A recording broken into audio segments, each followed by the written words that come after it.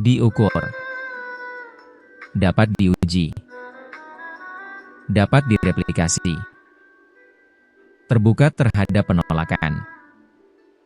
Gagasan ini sejalan dengan prinsip falsifikasi yang dikembangkan oleh bahwa teori ilmiah harus berpotensi salah agar dapat disebut ilmiah. 3. Tahapan empirisasi teori.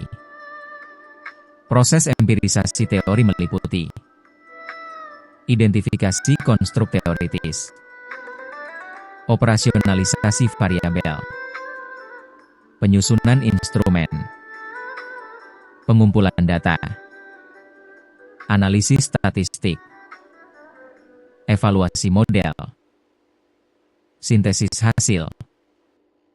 Tahapan ini mengubah teori menjadi model empiris yang terukur. 4. Bagaimana mengoperasionalkan konstruk teoritis? Operasionalisasi adalah proses menerjemahkan konstruk abstrak menjadi indikator yang dapat diukur. Contoh, konstruk, kepuasan kerja indikator, kepuasan terhadap gaji, kepuasan terhadap lingkungan kerja, kepuasan terhadap pimpinan. Indikator tersebut kemudian disusun dalam bentuk skala pengukuran. Operasionalisasi yang tidak tepat menyebabkan kegagalan validasi teori. 5. Peran instrumen dalam empirisasi. Instrumen penelitian menjadi alat untuk menangkap realitas empiris. Instrumen harus memenuhi validitas isi, validitas konstruk, reliabilitas. Instrumen yang lemah akan menghasilkan data yang tidak mencerminkan teori. 6. Analisis statistik sebagai tahap verifikasi. Data yang terkumpul dianalisis untuk menguji hubungan antar variabel, mengevaluasi kekuatan model, menentukan signifikansi. Tahap ini menentukan apakah teori didukung atau perlu direvisi. 7. Evaluasi dan revisi teori. Jika hasil analisis konsisten dengan hipotesis teori diperkuat, tidak konsisten teori direvisi. Revisi teori bukan kegagalan, tetapi bagian dari perkembangan ilmu. 8. Replikasi sebagai penguatan empiris. Empirisasi tidak berhenti pada satu penelitian. Teori yang kuat harus diuji pada populasi berbeda, diuji pada konteks berbeda, menghasilkan temuan yang konsisten. Replikasi memperkuat validitas eksternal teori. 9. Empirisasi dalam penelitian kualitatif. Dalam pendekatan kualitatif, empirisasi dilakukan melalui triangulasi data, konfirmasi informan, analisis tematik, validasi interpretatif. Teori substantif lahir dari pola yang konsisten dalam data lapangan. 10. Hubungan empirisasi dan generalisasi. Empirisasi memungkinkan generalisasi apabila sampel representatif, teknik analisis tepat, model konsisten. Generalisasi menjadikan teori memiliki cakupan lebih luas. 11. Tantangan dalam empirisasi teori. Beberapa tantangan yang sering muncul. Konstruk terlalu abstrak. Instrumen tidak valid. Sampel tidak representatif. Bias peneliti. Overfitting model. Tantangan ini harus diantisipasi agar teori tidak keliru secara empiris. 12. Empirisasi dan perkembangan ilmu. Ilmu berkembang ketika teori diuji, dikritik, direplikasi, direvisi. Proses ini menunjukkan bahwa teori bukan produk akhir, melainkan bagian dari siklus ilmiah. 13. Sintesis dari konsep ke ilmu. Empirisasi teori adalah proses transformasi. Konsep variabel indikator data model evaluasi teori teruji. Melalui proses ini, teori memperoleh legitimasi ilmiah. Rangkuman bab 11.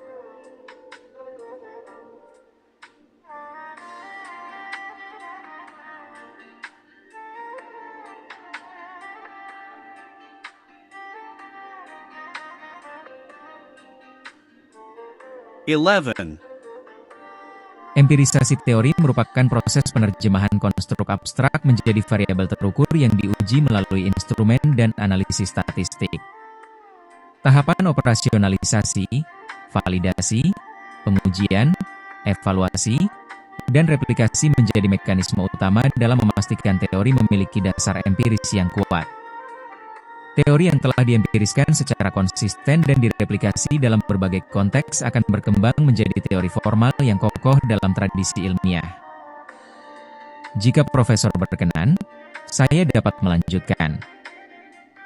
Buku Biru Bab 12 Generalisasi dan Replikasi Teori. Buku Biru Bab Generalisasi dan Replikasi Teori.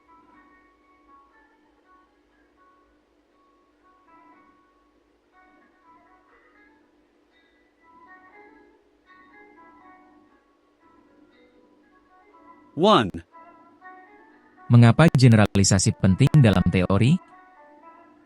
Generalisasi adalah proses memperluas temuan penelitian dari sampel ke populasi atau dari konteks terbatas ke konteks yang lebih luas.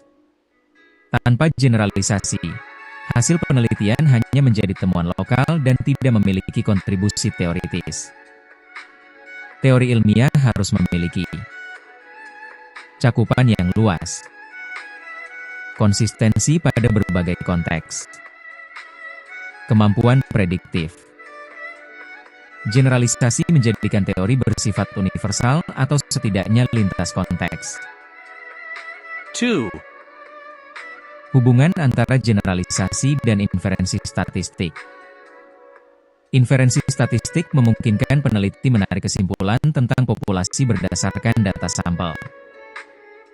Generalisasi hanya sah apabila teknik sampling tepat, ukuran sampel memadai, asumsi statistik terpenuhi. Tanpa inferensi statistik, generalisasi tidak memiliki dasar ilmiah. 3. Jenis-jenis generalisasi dalam penelitian. Terdapat beberapa bentuk generalisasi. Generalisasi statistik dari sampel ke populasi. Generalisasi analitik dari kasus ke teori. Generalisasi teoritis dari model empiris ke model konseptual yang lebih luas. Setiap jenis memiliki pendekatan metodologis yang berbeda. 4. Apa peran replikasi dalam penguatan teori? Replikasi adalah pengulangan penelitian dengan sampel berbeda, waktu berbeda, lokasi berbeda. Tujuan replikasi adalah untuk menguji konsistensi model, memperkuat validitas eksternal, memastikan teori tidak bersifat kontekstual semata. Teori yang tidak dapat direplikasi tidak dapat disebut teori yang kuat. 5. Jenis-jenis replikasi penelitian. Replikasi dapat dilakukan dalam beberapa bentuk. Replikasi langsung prosedur dan instrumen sama.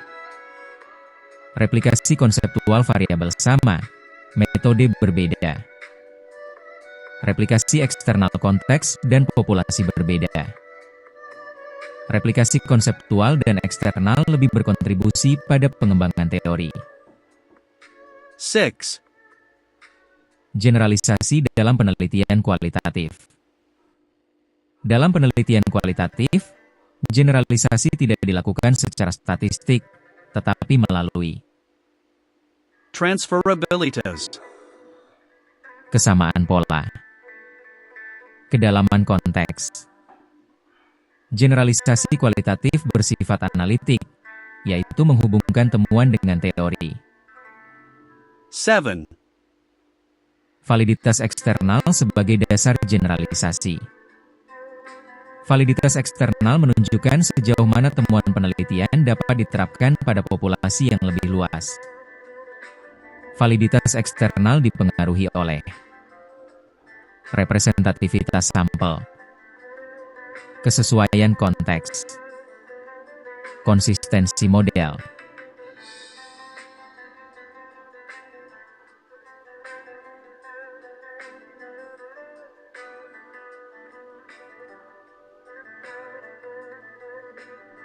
model, Tanpa validitas eksternal, teori tidak memiliki daya jangkau.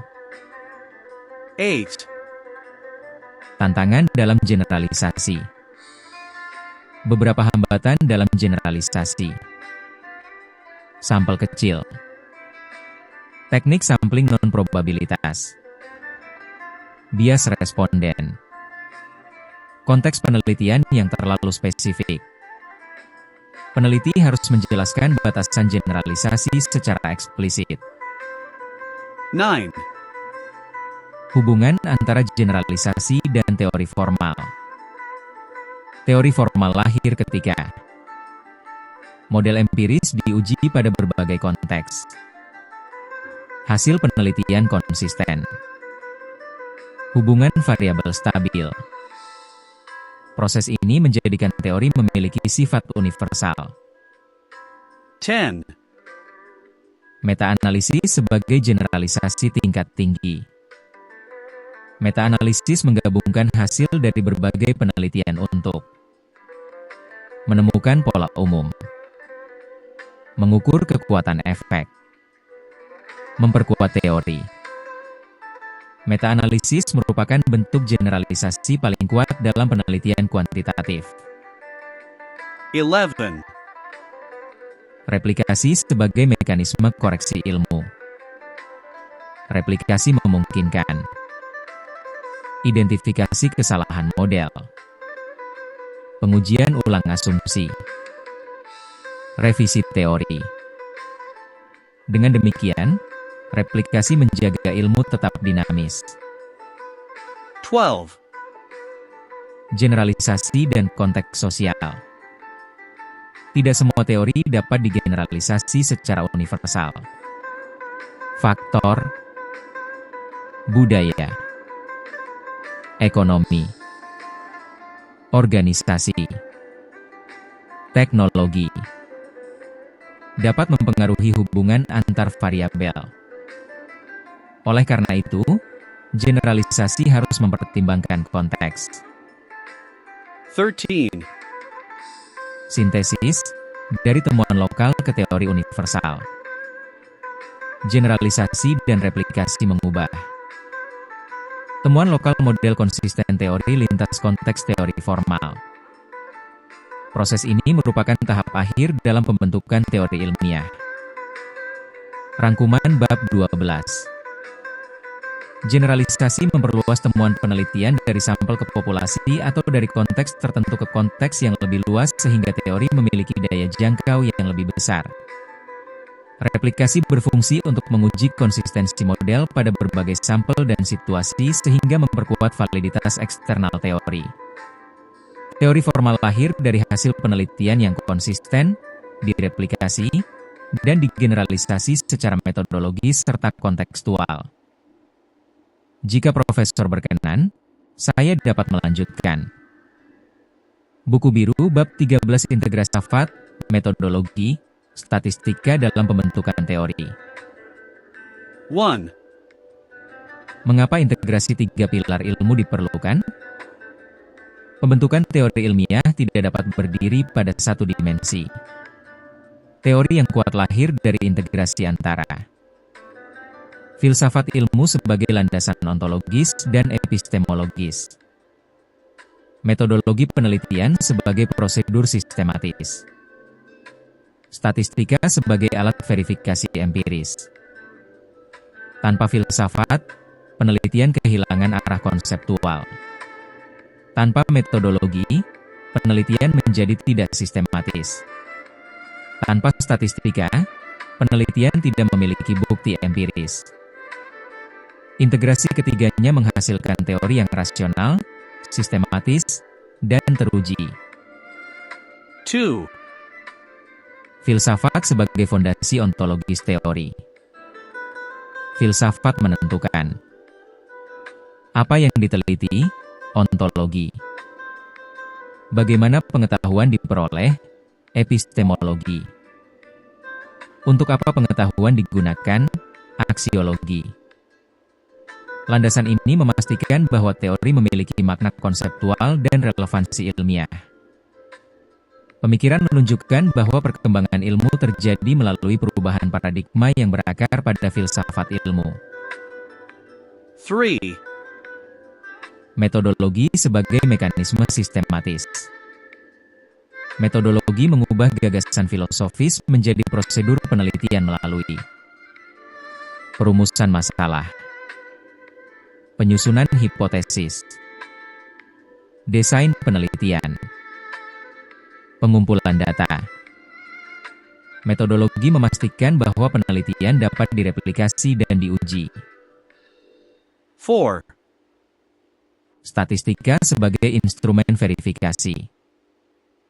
Statistika berfungsi untuk menguji hipotesis, mengukur hubungan antar variabel, mengevaluasi model teoritis. Statistika memberikan bukti empiris yang objektif sehingga teori dapat diverifikasi. 5. Model integratif pembentukan teori. Model integratif pembentukan teori dapat dijelaskan sebagai filsafat paradigma metodologi data analisis statistik model empiris teori. Model ini menunjukkan bahwa teori merupakan hasil dari proses multidimensional. 6. Hubungan paradigma dan metode. Paradigma menentukan pilihan metode penelitian. Paradigma positivistik, metode kuantitatif analisis statistik, paradigma interpretif, metode kualitatif analisis tematik, paradigma kritis, metode campuran analisis reflektif dan struktural. Keselarasan antara paradigma dan metode menghasilkan teori yang konsisten. 7. Integrasi konsep dan data. Teori yang kuat harus berbasis literatur, didukung data empiris, memiliki model struktural. Integrasi konsep dan data menghasilkan teori yang memiliki kedalaman dan validitas. 8. Peran SEM dalam integrasi metodologi dan statistika. Struktural equation modeling menjadi alat integratif karena menguji konstruk teoritis, menganalisis hubungan struktural, mengevaluasi kesesuaian model. Saya menghubungkan kerangka konseptual dengan bukti empiris. 9. Integrasi dalam penelitian kualitatif. Dalam penelitian kualitatif, integrasi terjadi melalui kerangka konseptual, teknik pengumpulan data, analisis tematik, konstruksi teori substantif. Teori lahir dari sintesis antara konsep dan realitas lapangan. 10. Kesalahan dalam mengintegrasikan 3 pilar ilmu. Kesalahan yang sering terjadi. Penelitian tanpa landasan filsafat. Metode tidak sesuai dengan paradigma. Analisis statistik tanpa kerangka teori. Teori tidak didukung data. Kesalahan ini menghasilkan penelitian yang tidak memiliki kontribusi teoritis. 11. Integrasi sebagai tradisi akademik. Tradisi akademik yang kuat ditandai oleh konsistensi paradigma, ketepatan metodologi, ketelitian analisis statistik, kontribusi teoritis. Integrasi ini menciptakan budaya ilmiah yang kritis dan sistematis. 12. Integrasi dan perkembangan ilmu pengetahuan. Ilmu berkembang ketika teori diuji secara filosofis, metode diperbaiki, analisis statistik ditingkatkan, model teoritis direvisi. Integrasi tiga pilar menjadikan ilmu bersifat dinamis. 13. Sintesis, teori sebagai produk integratif. Teori ilmiah merupakan hasil integrasi. Rasionalitas filosofis, prosedur metodologis, verifikasi statistik. Tanpa integrasi ini, teori tidak memiliki kekuatan ilmiah. Rangkuman bab 13. Pembentukan teori ilmiah memerlukan integrasi antara filsafat ilmu sebagai landasan konseptual, metodologi penelitian sebagai prosedur sistematis, dan statistika sebagai alat verifikasi empiris. Integrasi ini menghasilkan teori yang rasional, terukur, dan dapat diuji. Keselarasan paradigma, metode, dan analisis menjadi syarat utama bagi lahirnya teori yang valid dan berkontribusi terhadap perkembangan ilmu pengetahuan. Jika Profesor berkenan, saya dapat melanjutkan. Buku biru penutup besar. Ilmu sebagai proses dinamis, buku biru glosarium metodologi, statistika, teori, buku biru indeks istilah buku. Silakan arahkan bagian berikutnya. Penutup besar. Ilmu sebagai proses dinamis dan transformatif. Ilmu pengetahuan bukanlah bangunan statis yang selesai dibangun dalam satu generasi, melainkan proses dinamis yang terus bergerak, diuji, direvisi, dan diperbarui.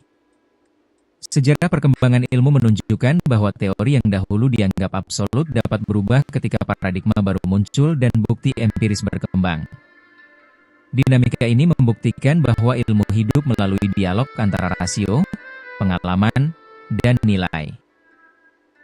Perjalanan buku ini telah menempatkan filsafat ilmu sebagai fondasi ontologis dan epistemologis, metodologi sebagai mekanisme sistematis, serta statistika sebagai instrumen verifikasi empiris.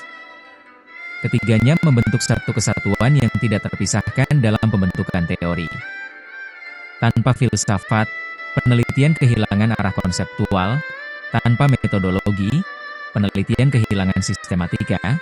Tanpa statistika, penelitian kehilangan kekuatan pembuktian.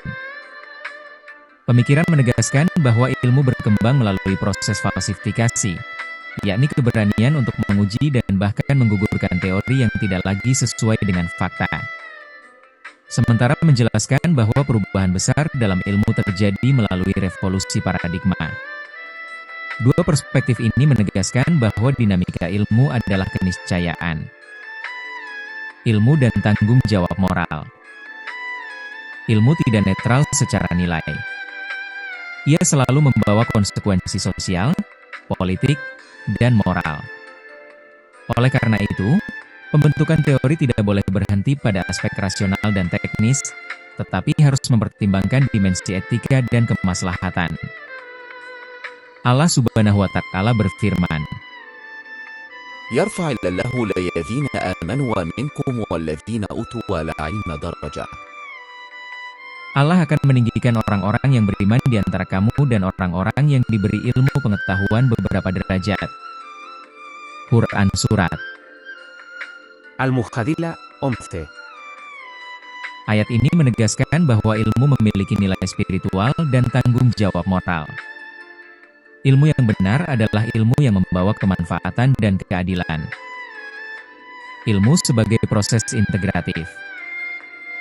Integrasi antara filsafat, metodologi, dan statistika menghasilkan teori yang tidak hanya benar secara konseptual, tetapi juga teruji secara empiris dan relevan secara sosial.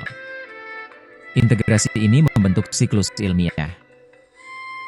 Refleksi perumusan masalah penelitian analisis teori kritik revisi pengembangan ilmu baru. Siklus tersebut menunjukkan bahwa ilmu tidak berhenti pada satu titik. Ia terus bergerak mengikuti perubahan zaman dan kompleksitas realitas. Tantangan ilmu di era kontemporer. Di era digital dan kecerdasan buatan, tantangan ilmu semakin kompleks. Data melimpah, tetapi kedalaman refleksi seringkali berkurang. Metode semakin canggih, tetapi integritas ilmiah harus terus dijaga. Kecepatan publikasi meningkat, tetapi kualitas konseptual harus tetap menjadi prioritas. Ilmuwan masa kini dituntut untuk menjaga konsistensi paradigma, memastikan validitas metodologis, menggunakan analisis statistik secara tepat, berkontribusi pada pengembangan teori. Ilmu yang hanya berorientasi pada angka tanpa refleksi filosofis akan kehilangan makna. Sebaliknya, refleksi tanpa data akan kehilangan kekuatan pembuktian. Ilmu sebagai proses pembebasan dan pencerahan. Ilmu sejatinya membebaskan manusia dari ketidaktahuan dan prasangka. Ia mendorong berpikir kritis, sistematis, dan rasional. Namun, ilmu juga harus membangun kepekaan sosial dan spiritual agar tidak terjebak dalam reduksionisme materialistik. Ilmu yang transformatif adalah ilmu yang memperbaiki kualitas kebijakan publik, meningkatkan kesejahteraan masyarakat, membangun peradaban yang berkeadaban. Dengan demikian, pembentukan teori bukan sekadar kegiatan akademik, melainkan kontribusi nyata bagi pembangunan peradaban. Simpulan akhir. Ilmu pengetahuan adalah proses dinamis yang tumbuh melalui dialog antara filsafat, metodologi, dan statistika. Teori lahir dari refleksi rasional, diuji melalui metode yang sistematis, dan diverifikasi dengan analisis empiris. Ia kemudian dikritik, direvisi, dan dikembangkan kembali. Integrasi ketiga pilar ini menjadikan ilmu bersifat progresif, terbuka terhadap kritik, serta bertanggung jawab secara moral dan sosial. Dalam konteks akademik, tradisi ilmiah yang kuat dibangun melalui konsistensi paradigma, ketepatan metode, ketelitian analisis, dan komitmen terhadap kemaslahatan. Ilmu bukan sekadar pengetahuan. Ia adalah amanah. Apabila Profesor menghendaki, saya dapat melengkapi buku ini dengan 2008. A Realist Theory of Science.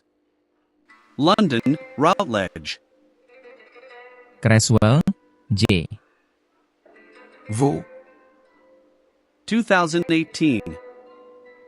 Research Design, Qualitative, Quantitative, and Mixed Methods Approaches, 5th edition. Thousand Oaks, Sage Publications. Feyerabend, P. 2010. Against Method. London, Verso.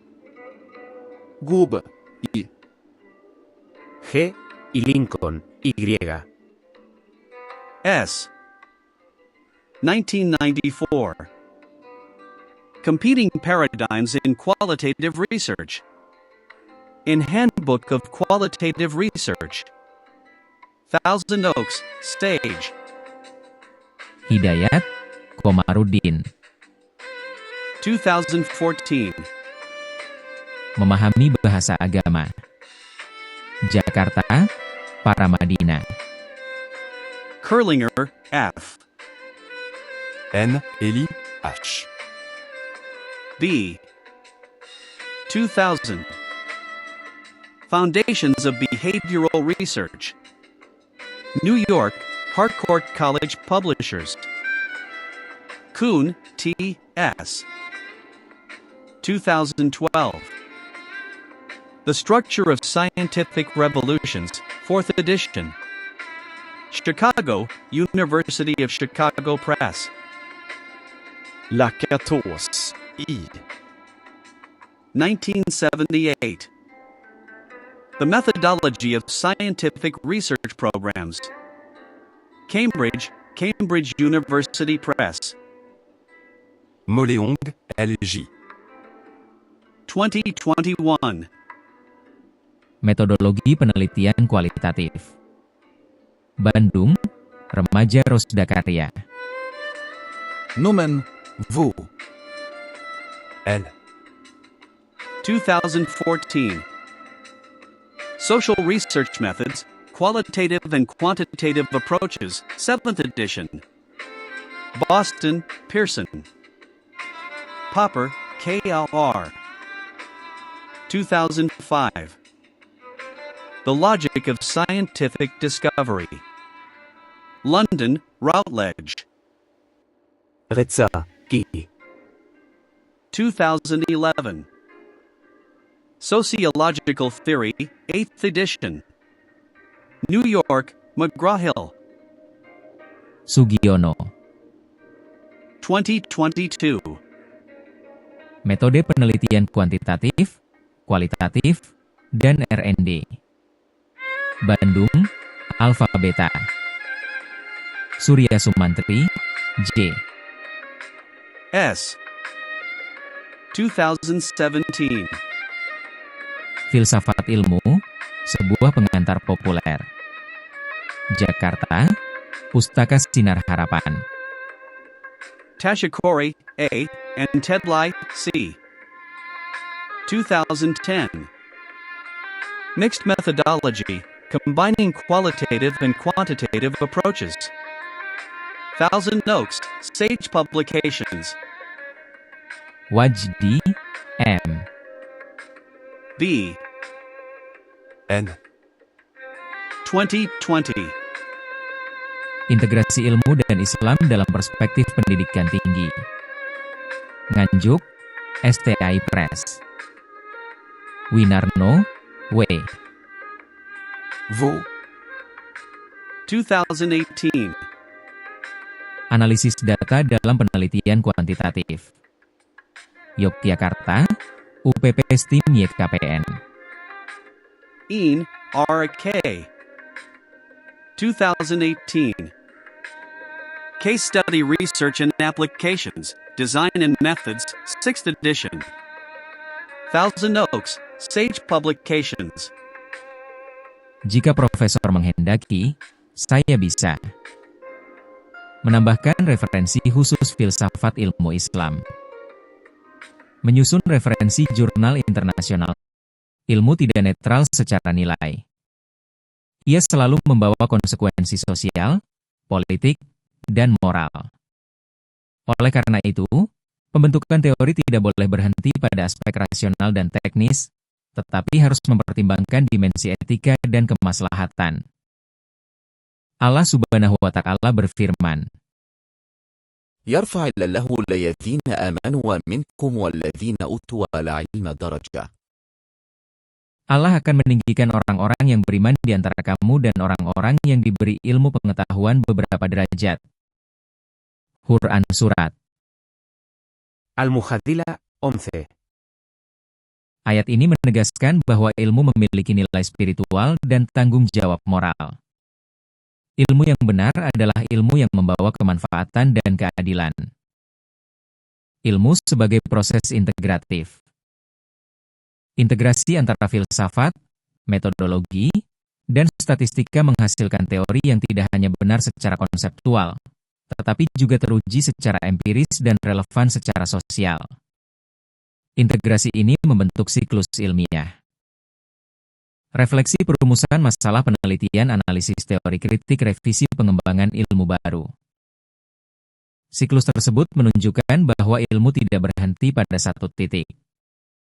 Ia terus bergerak mengikuti perubahan zaman dan kompleksitas realitas.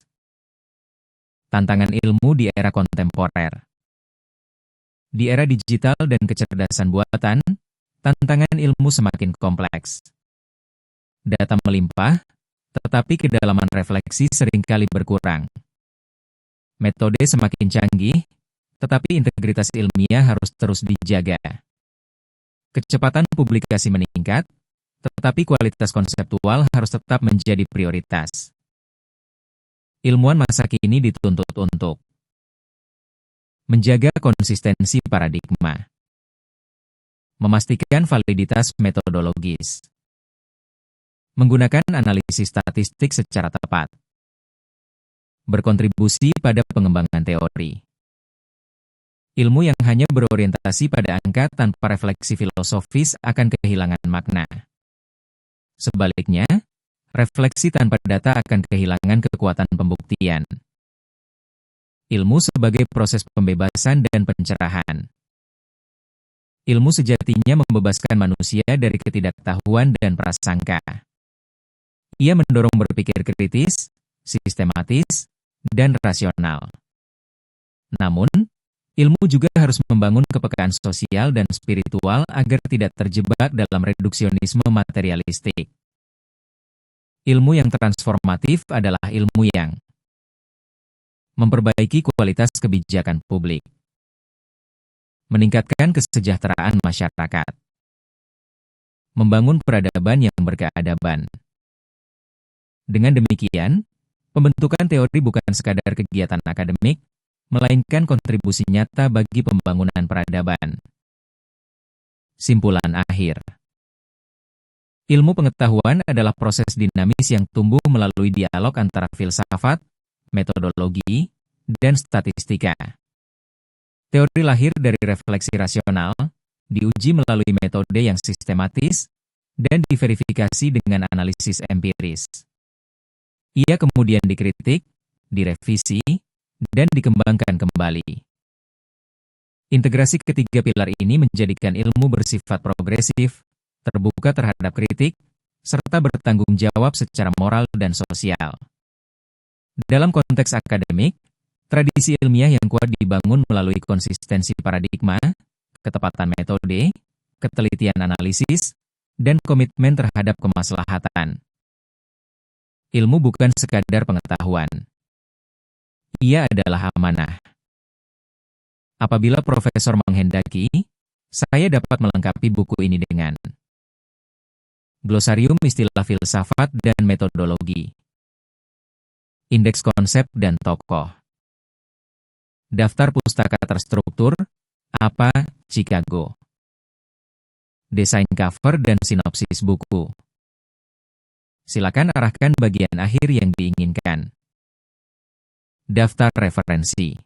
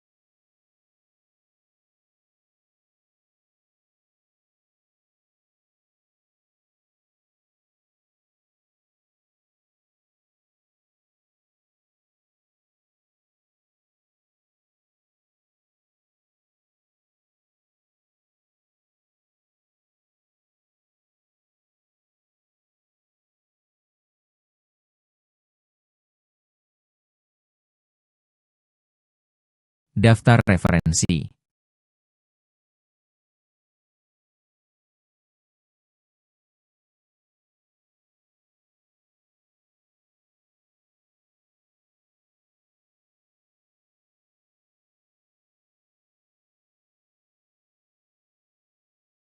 Bosker, R. 2008. A Realist Theory of Science. London, Routledge. Creswell, J. Vaud. 2018. Research Design, Qualitative, Quantitative, and Mixed Methods Approaches, 5th edition. Thousand Oaks, Sage Publications. Feyerabend, P. 2010. Against Method. London, Verso. Goube. I. G. y Lincoln, Y. S. 1994.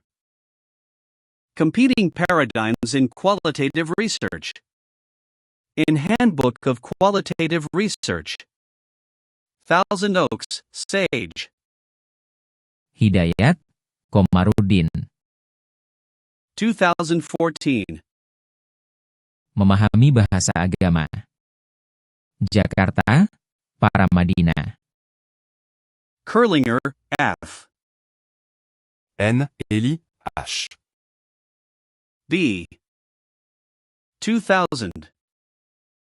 Foundations of Behavioral Research. New York, Harcourt College Publishers. Kuhn, T. S. 2012. The Structure of Scientific Revolutions, 4th edition. Chicago, University of Chicago Press. Lakatos, I. 1978. The Methodology of Scientific Research Programs. Cambridge, Cambridge University Press. Moléong, L.J. 2021. Metodologi penelitian kualitatif. Bandung, Remaja Rosda Karya. Nomen. Vaud. L. 2014. Social Research Methods, Qualitative and Quantitative Approaches, 7th edition. Boston, Pearson. Popper, K.R. 2005. The Logic of Scientific Discovery.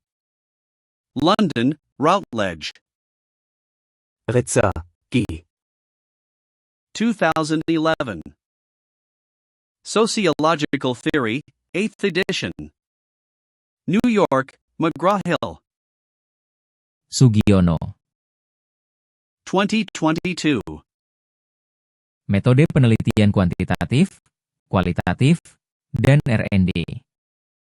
Bandung, Alpha Beta. Surya Sumantri, J. S. 2017. Filsafat Ilmu, sebuah pengantar populer. Jakarta, Pustaka Sinar Harapan. Tashikori, A., and Tedlai, C. 2010. Mixed Methodology, Combining Qualitative and Quantitative Approaches. Thousand Oaks, Sage Publications. Wajdi, M. B. N. 2020. Integrasi Ilmu dan Islam dalam Perspektif Pendidikan Tinggi. Nganjuk, STAI Press. Winarno, W. Vaud. 2018. Analisis data dalam penelitian kuantitatif. Yogyakarta, UPP STIM YKPN. Een, R.K. 2018. Case Study Research and Applications, Design and Methods, 6th edition. Thousand Oaks, Sage Publications. Jika profesor menghendaki, saya bisa menambahkan referensi khusus filsafat ilmu Islam. Menyusun referensi jurnal internasional Scopus, WOS. Mengonversi daftar ini ke format APA o sitasi dalam teks per bab. M. Analisis isi mendalam. 5 buku filsafat ilmu dan teori ilmu dalam perspektif pembentukan teori.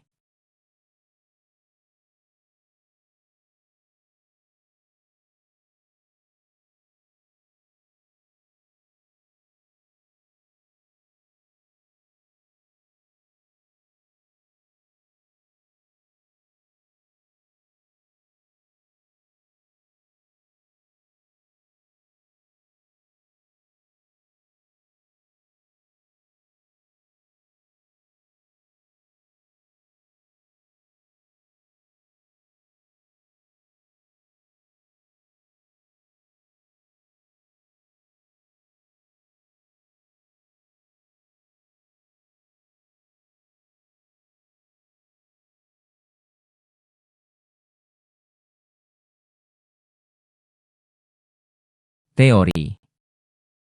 Kalia. Popper. The logic of scientific discovery. Struktur epistemologis. Popper membangun fondasi ilmu pada prinsip rasionalisme kritis. Ilmu tidak berangkat dari pengamatan murni, tetapi dari masalah. Masalah melahirkan hipotesis, dan hipotesis diuji melalui upaya sistematis untuk menjatuhkannya.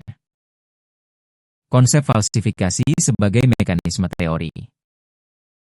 Teori ilmiah tidak pernah benar secara absolut. Ia hanya belum terbantahkan. Dengan demikian, teori adalah entitas sementara yang selalu berada dalam kondisi tentatif. Implikasi ontologis. Realitas dianggap objektif dan dapat diuji melalui pengalaman empiris. Namun, akses terhadap realitas selalu melalui konstruksi teoritis. Implikasi metodologis. Desain penelitian harus memungkinkan pengujian hipotesis secara ketat. Statistik inferensial berfungsi sebagai alat untuk menolak atau gagal menolak hipotesis nol. Implikasi terhadap model teori. Teori dibangun melalui siklus. Masalah dugaan pengujian eliminasi kesalahan teori lebih baik. Kritik terhadap Popper.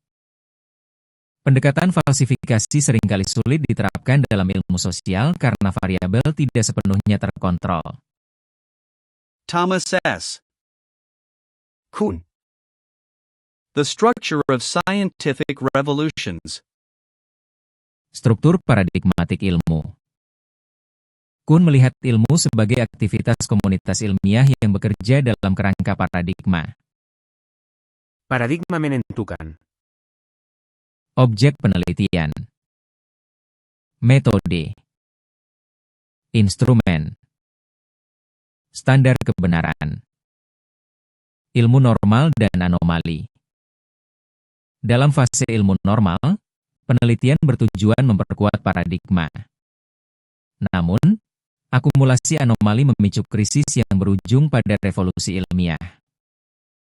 Implikasi terhadap teori. Teori tidak hanya hasil data, tetapi hasil interpretasi dalam paradigma tertentu. Karena itu, perubahan teori seringkali bersifat diskontinu. Konsekuensi metodologis. Metode kuantitatif dominan dalam paradigma positivistik, sedangkan metode kualitatif berkembang dalam paradigma interpretif. Relevansi dalam penelitian modern. Perdebatan antara pendekatan kuantitatif dan kualitatif merupakan refleksi perbedaan paradigma. Imre Rakotos. The methodology of scientific research programs. Sintesis Popper dan Kuhn. Lakatos mengkritik falsifikasi naif Popper dan relativisme Kuhn dengan memperkenalkan program riset. Struktur program riset. Hardcore, asumsi inti yang tidak langsung diuji. Protective belt, hipotesis pendukung yang dapat dimodifikasi. Heuristik positif, arah pengembangan teori. Heuristik negatif, batasan yang tidak boleh dilanggar. Dinamika teori. Program riset dinilai progresif jika menghasilkan prediksi baru yang terkonfirmasi, dan degeneratif jika hanya menyesuaikan diri dengan data. Implikasi metodologis. Model statistik yang direvisi tidak selalu berarti teori inti salah, tetapi bisa berarti penyesuaian pada hipotesis pendukung. Relevansi bagi SEM dan path analisis. Pengembangan model struktural mencerminkan modifikasi protective belt. Paul Feierabend. Against method. Anarkisme epistemologis. Feyerabend menolak universalitas metode ilmiah. Ia menekankan bahwa sejarah ilmu menunjukkan keberhasilan yang justru melanggar aturan metodologis. Pluralisme metode. Tidak ada satu metode yang superior. Kreativitas ilmiah membutuhkan kebebasan pendekatan. Implikasi terhadap pembentukan teori. Teori dapat muncul dari kombinasi pendekatan, intuisi, bahkan tradisi non-ilmiah yang kemudian diuji secara rasional. Relevansi dalam era AI dan mixed methods. Pendekatan interdisipliner dan penggunaan AI dalam penelitian mencerminkan pluralisme metodologis. Kritik terhadap Feyerabend. Pendekatan ini berpotensi mengarah pada relativisme jika tidak dikendalikan oleh rasionalitas kritis. Jujun S. Suryasumantri. Filsafat ilmu, sebuah pengantar populer.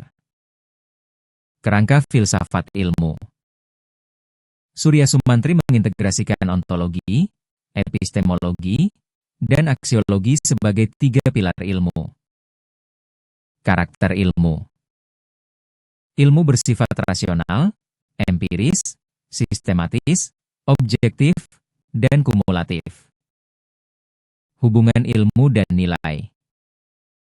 Ilmu tidak bebas nilai, tetapi harus mempertimbangkan dimensi etika dan kemanusiaan. Kontribusi terhadap pembentukan teori. Teori harus memiliki dasar ontologis yang jelas. Prosedur epistemologis yang sahih. Relevansi aksiologis bagi masyarakat. Relevansi dalam konteks Indonesia. Memberikan kerangka metodologis yang kontekstual untuk penelitian sosial dan pendidikan. Sintesis filosofis pembentukan teori. Kelima pemikiran tersebut membentuk model integratif. Popper pengujian kritis teori.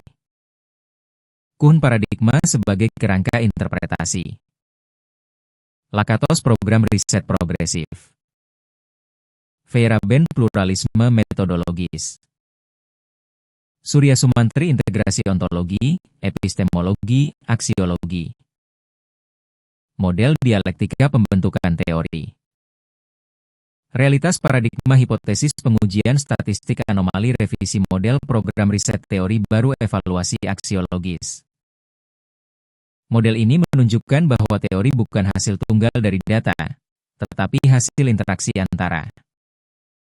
Struktur paradigma. Mekanisme pengujian empiris. Dinamika program riset. Konteks nilai dan etika. Jika profesor berkenan, tahap berikutnya saya dapat. Baik Profesor, kita lanjutkan pada Grand Theory Formation Framework sebagai sintesis operasional dari Popper, Kuhn, Lakatos, Feyerabend, Suryasumantri dalam pembentukan teori berbasis metodologi dan statistika. Grand Theory Formation Framework. Kerangka besar pembentukan teori ilmiah. Landasan ontologis. Realitas ilmiah dipahami sebagai fenomena yang memiliki pola, hubungan kausal, dan struktur laten. Dalam konteks penelitian sosial, realitas tidak selalu tampak secara langsung sehingga membutuhkan konstruksi variabel dan indikator. Ontologi menentukan apa yang diteliti. Unit analisis. Batasan konsep. Dalam statistika, ontologi tercermin dalam pemilihan variabel laten dan manifest. Landasan epistemologis. Pengetahuan ilmiah diperoleh melalui interaksi antara teori, data, dan metode. Kerangka epistemologis integratif. Hipotesis, Popper, paradigma, Kuhn, program riset, Lakatos, pluralisme metode, Feyerabend, validasi nilai, Surya Sumantri. Statistika berfungsi sebagai mekanisme verifikasi probabilistik terhadap hipotesis. Struktur metodologis pembentukan teori.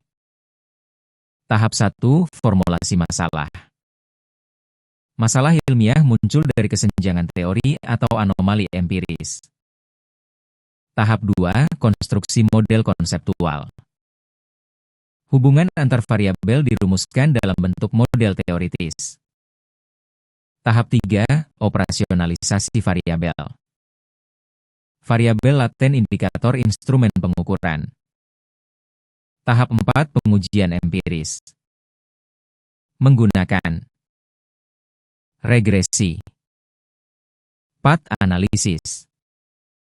Sim. Tahap 5, evaluasi model. Goodness of fit menjadi indikator kesesuaian model dengan data. Tahap 6, revisi teori. Jika model tidak fit, dilakukan modifikasi berdasarkan teori dan indeks modifikasi. Model matematis pembentukan teori. Secara umum, T égale F, P, H, D, M, E.